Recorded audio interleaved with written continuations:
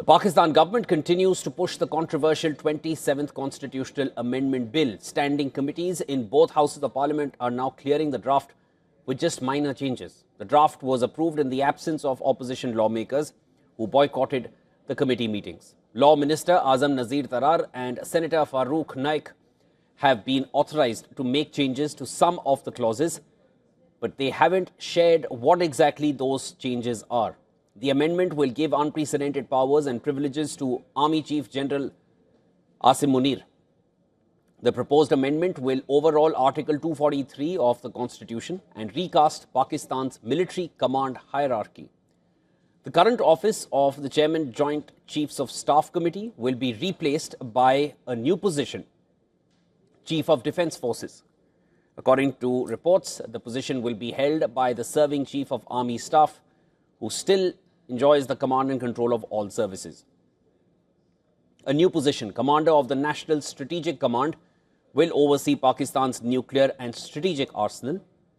And reports say that the commander must be an officer from the army appointed by the Prime Minister on the recommendation of the Chief of Defence Forces. Now, this means that Asim Munir, who will now have greater control over the nuclear forces of Pakistan, reducing existing civilian oversight. The amendment also seeks to enshrine the office of the Field Marshal in the Constitution. Asim Munir was awarded the title of Field Marshal after clashes with India in the month of May earlier this year. Officers elevated to 5-star ranks will retain rank, privileges and remain in uniform for life.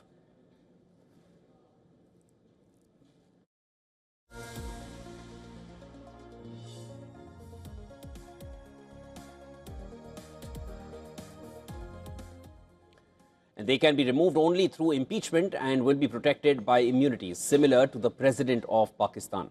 While Field Marshal is essentially a designation awarded to military heroes in several countries, it is mostly a ceremonial role. But critics point out that the new changes will make Pakistan the only country with a Field Marshal rank enshrined in the Constitution with defined state-level privileges, legal immunity and nuclear influence. The bill is facing a lot of criticism from the opposition parties and essentially the civil society. Former Law Minister Babar Awan slammed the bill as a death warrant for the Constitution. Awan, leader of Imran Khan's PTI, said that the amendment was a result of the government's Imran phobia. आइन का death warrant जारी किया गया है।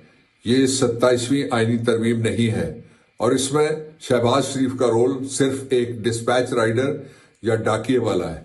ये काला लिफाफा पकड़ो, रास्ते में मत खोलना, जाके मुसवदा थमा दो।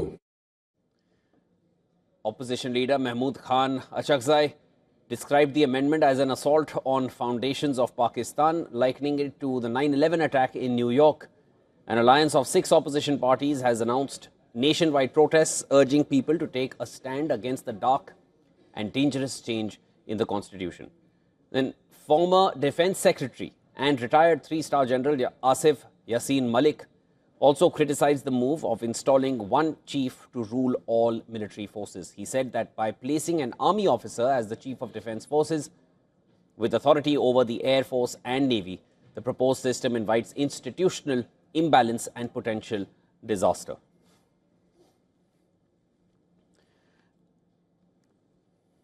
All right, to discuss this further with me, I'm now being joined live by a senior journalist, Imtiaz Gul. He's joining me from Islamabad. Mr. Gul, thanks so much for joining us here on the broadcast. Now, it's being called a death warrant for the Constitution, an assault on foundations of Pakistan.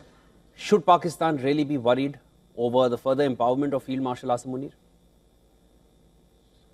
Well, as a whole, I think Pakistanis are very uncomfortable with the way the government has gone about beefing up the powers of the Army Chief, as well as truncating the powers of the judiciary. The Supreme Court has been truncated into 2, like one Supreme Court and then the other one is the Constitutional Bench. The same has almost happened to the Army Chief. Basically, he was elevated to the Field Marshal status, and now a lot of powers that formerly or so far had rested with the President or the Prime Minister will be exercised by the Army Chief himself as the Chief of Defense Staff. And this is what has perturbed a lot of people. And nevertheless, all the major political parties, barring the Pakistan Tehreek-e-Insaf, are supporting the amendment, the proposed amendment, and likely to be passed very soon, today or tomorrow. Mr. Gul, one chief to rule all military forces. Does this proposed system invite institutional imbalance and potential disaster? Because this has been stated by the former Defense Secretary of Pakistan, Asim Munir. I mean, de facto, the Pakistan military, the general headquarters, has been basically guiding and controlling the entire security apparatus. This is nothing new.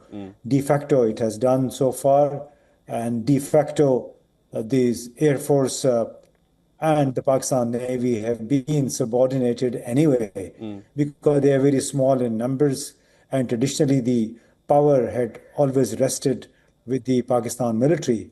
And now I think it will be more constitutional. So far it was de facto, now it will be a de jure authority that rests with the general headquarters, with the Army Chief. And I don't think the stock of institutional imbalance holds any value in the current context, just because the new 27th Amendment will only be formalizing a role that the army has been playing for decades. Mr. Gul, now if I were to just take a little further from where you left off in the previous response, the military in Pakistan, as you mentioned, is it only formalizing what has already always been? So in effect, nothing really will change, it's only becoming constitutionalized? I mean, I think you're right. I mean, this is only reinforcing the military's role, as well as anchoring this into the constitution. So that's why I'm saying now de jure, the army will exercise the powers that were so far split between the Army Chief, the Prime Minister, and the President. And this way, this amendment will make the Army Chief even more powerful and to a great extent independent of the need of consultation with the President and the Prime Minister. So even the recommendations that the Army Chief, the Field Marshal will be making are most likely to be binding then on the Prime Minister and the President. The President used to be the Supreme Commander. Probably he will remain the Supreme Commander.